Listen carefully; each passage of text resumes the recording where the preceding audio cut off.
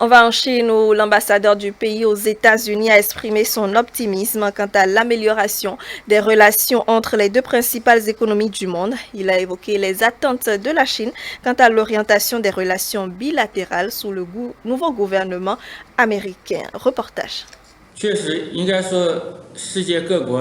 En effet, dans le monde, il y a des attentes relatives à l'arrivée du nouveau gouvernement américain. Lorsque le président Biden a été élu, le président Xi Jinping lui a adressé un message de félicitations et a souligné que la promotion du développement régulier des relations sino-américaines sert non seulement les intérêts fondamentaux des deux nations, mais répond également aux attentes communes de la communauté internationale. Il est à espérer que les deux parties respecteront l'esprit de non-conflit, de non-confrontation et de respect mutuel. La Chine et les États-Unis devraient se concentrer sur la coopération et gérer leurs différences afin de promouvoir un développement régulier entre les deux.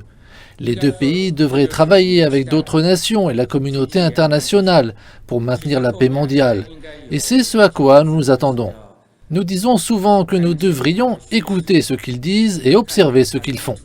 En fait, il devrait y avoir quelques mots derrière ça, c'est-à-dire que nous devrions comprendre le vrai sens et l'intention. Il en va de même pour la politique du nouveau gouvernement américain sur la Chine.